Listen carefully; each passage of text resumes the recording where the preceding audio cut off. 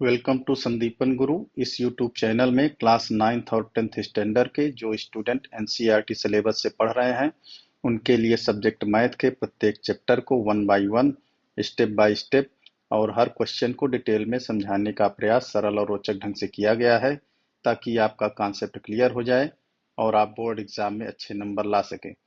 तो अपडेट को जानने के लिए चैनल को सब्सक्राइब कर लीजिए, बेल आइकन को दबा दीजिए और ज़्यादा से ज़्यादा लाइक और शेयर कीजिए। तो कॉपी पेन रेडी कर लीजिए, चलिए शुरू करते हैं आज का वीडियो। तो आज के इस वीडियो में हम क्लास 9th के एक्सरसाइज 1.9 के बारे में चर्चा करेंगे। तो इस एक्सरसाइज में हमको क्या जानना है? परिमेय संख्या, रेशनल नंबर।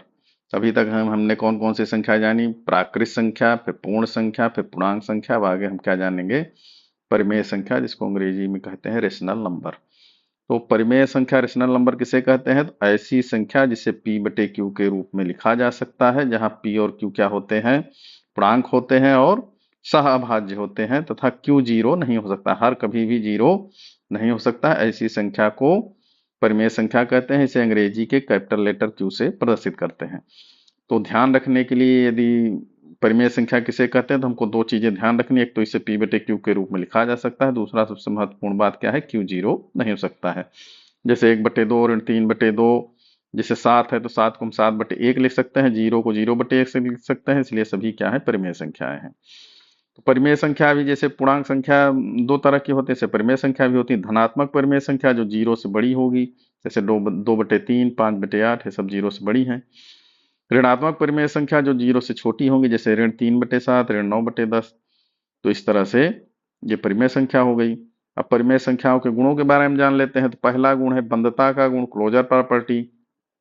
क्लोजर प्रॉपर्टी क्या होती है? यदि उसी संख्या में उसी संख्या पर कोई संक्रिया की जाए और हमें वही संख्या प्राप्त हो जाए तो उसे बंधता गुण या क्लोजर प्रॉपर्टी कहते हैं। जैसे दो परिमेय संख्याओं को यदि आपस में जोड़ें, घटाएं, गुणा करें या शून्य के अलावा किसी संख्या से भाग दें तो उत्तर में जो भी मिलेगा वह हमेशा परिमेय संख्या ही होगा। जैसे 2/6 में 3/6 जोड़ते हैं, 5/6 आता है, ये भी परिमेय संख्या है। 2/6 भी परिमेय संख्या, 3/6 भी परिमेय संख्या और उत्तर आया 5/6, यह भी परिमेय संख्या, तो इसे बंधता गुण कहते हैं। फिर क्रम विनिमय गुण, कम्युलेटिव प्रॉपर्टी। तो जोड़ और गुणा में क्रम विनिमय गुणों का पालन होता है। यदि ए में बी जोड़े या बी में ए जोड़े कोई फर्क नहीं पड़ता है। जैसे ए में बी का गुणा करें, बी में ए का गुणा करें, कोई अंतर नहीं पड़ेगा। उदाहरण के लिए 3 में 5 जोड़ेंगे तो भी 8 आएगा, 5 में 3 जोड़ेंगे तो भी 8 आएगा, 2 में 3 का गुणा करेंगे तो भी 6 आएगा और 3 में 2 का गुणा करेंगे तो भी 6 आएगा। तो ये क्रम विनिमय गुण जो है जोड़ और घटाने में, जोड़ और गुणा में लगता है। फिर साहचर्य गुण, एसोसिएटिव लॉ। तो ये जब दो संख्याओं, तीन संख्या है, तीनों परिमेय संख्या है, तो चाहे पहले दो को जोड़कर तीसरी को फिर जोड़े या पहले को छोड़कर दूसरी दो को जोड़कर फिर जोड़े, तो ये भी इसी तरह से गुणा में और जोड़ में क्रम विनिमय साहचर्य नियम लागू होता है। वितरण गुण, गुणे में जोड़ पर गुणा का वितरण।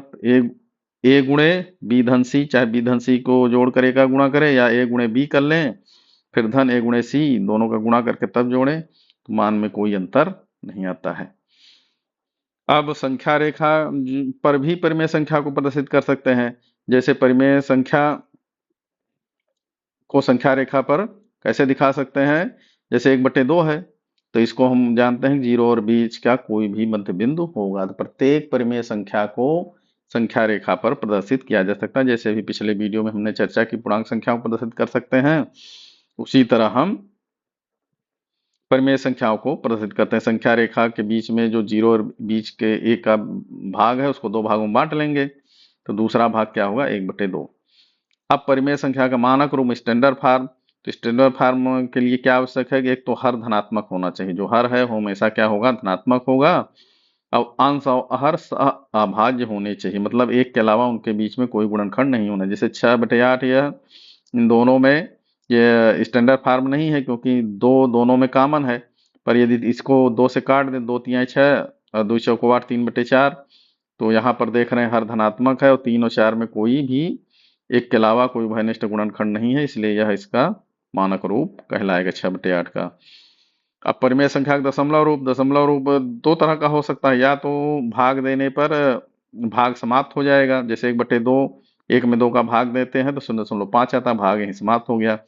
अथवा बार बार दोहराया जाता है, अंकों की पुनरावृत्ति होती है। जैसे 1/3 में भाग देते हैं 1 में 3 का, तो 0.333, यहाँ 3 की बार बार पुनरावृत्ति हो रही है। तो परिमेय संख्या का दशमलव रूप दो तरह का होता है, या तो शांत, यदि भाग खत्म हो जाता है उसको शांत कहते हैं, और यदि भाग खत्म नहीं होता है तो उसे अशांत आवर्ती कहते हैं, माने किसी एक अंक या अंक समूह का बार बार पुनरावृत्ति होगा। तो परिमेय संख्या का दशमलव रूप दो तरह का होता है, या तो शांत होता है या अशांत आवर्ती। अब एक महत्वपूर्ण प्रश्न देखते हैं, क्या 5 परिमेय संख्या है? तो हम कह सकते हैं हाँ परिमेय संख्या है, क्योंकि 5 को 5/1 के रूप में लिखा जा सकता है, और ऐसी सभी संख्याएं जिसे p/q के रूप में लिख सकते हैं वह परिमेय संख्या होती है। अब आगे कुछ याद रखने योग्य बात, परिमेय संख्याओं में हर कभी भी जीरो नहीं हो सकता, क्योंकि जीरो का जो भाग है वह परिभाषित नहीं है, जीरो से भाग परिभाषित नहीं है। सभी प्राकृत संख्याएं परिमेय संख्या होती हैं, क्योंकि सभी प्राकृत संख्याओं को p/q के रूप में लिख सकते हैं। फिर सभी पूर्ण संख्याएं परिमेय संख्या होती हैं, क्योंकि सभी जो पूर्ण संख्याएं हैं उन्हें p/q के रूप में लिखा जा सकता है। इसी तरह सभी पूर्णांक संख्याएं भी परिमेय संख्या होती हैं, क्योंकि उन्हें भी p/q के रूप में लिख सकते हैं। परिमेय संख्या भिन्न के रूप में भी लिखी जा सकती हैं, जैसे 1/2। दो परिमेय संख्याओं के बीच में अपरिमित रूप से अनेक परिमेय संख्याएं होती हैं। जैसे 1 और 2 दो परिमेय संख्या हैं, या 2 अथवा 3 क्रमागत है। अगर कहते हैं कि इनके बीच में कितनी परिमेय संख्याएं हैं, तो अनंत परिमेय संख्या होती है, हम जितनी चाहें उतनी परिमेय संख्या निकाल सकते हैं। अब चलिए देखते हैं एक्सरसाइज। तो ऐसी संख्या परिमेय संख्या कहलाती है जिसे p/q के रूप में लिखा जा सकता है, जहां p और q पूर्णांक होते हैं और q जीरो नहीं हो सकता है, क्योंकि जीरो का भाग जो है वह परिभाषित नहीं है। परिमेय संख्याओं को अंग्रेजी के कैपिटल लेटर q से प्रदर्शित करते हैं। उदाहरण के लिए 0.3, -2/3, 1/2, 9/-5, ये सभी क्या है? परिमेय संख्या है। इस तरह से जितनी भी संख्याएं हैं इन सबको क्या है, ये p/q के रूप में लिखें। जैसे 0, इसको p/q के रूप 0/1 लिख सकते हैं। ऋण 2 है, इसको ऋण 2/1 लिख सकते हैं। 4 को 4/1 लिख सकते हैं। तो सभी p/q के रूप में लिखी जा सकती हैं, इसलिए सभी परिमेय संख्या है। तो इस तरह से इसको परिमेय संख्या कहेंगे। q बराबर p/q, जहां p और q पूर्णांक है, वह सभी संख्याएं जो p/q के रूप में लिखी जा सकती हैं, जहां p और q पूर्णांक है तथा q जीरो नहीं हो सकता है। किन्हीं भी दो परिमेय संख्याओं के मध्य परिमित रूप से अनेक परिमेय संख्या होती है, जैसे अभी हमने चर्चा किया। अब यहाँ पर सत्य सत्य लिखना, 1/2 एक परिमेय संख्या है तो सत्य है। फिर दो परिमेय संख्याओं के मध्य केवल दो परिमेय संख्या होती है तो असत्य है, क्योंकि दो परिमेय संख्याओं के मध्य कितनी संख्याएं होती है? परिमित रूप से अनेक परिमेय संख्याएं होती हैं। ऋण 3/5 परिमेय संख्या है तो हाँ सत्य है। 2 एक परिमेय संख्या नहीं है तो असत्य है, क्योंकि 2 को 2/1 लिख सकते हैं तो यह परिमेय संख्या है, तो यह सत्य हो जाएगा। 0/19 एक परिमेय संख्या है तो हाँ है। हर जीरो नहीं होना चाहिए, यहाँ पर हर में 19 है तो ये परिमेय संख्या है। इस तरह से आपको एक्सरसाइज हल कर लेनी है, अपनी कॉपी में लिख लेना है। नेक्स्ट वीडियो में हम अगली एक्सरसाइज के साथ मिलते हैं, तब तक आप लोग मन लगा कर तैयारी करिए। धन्यवाद।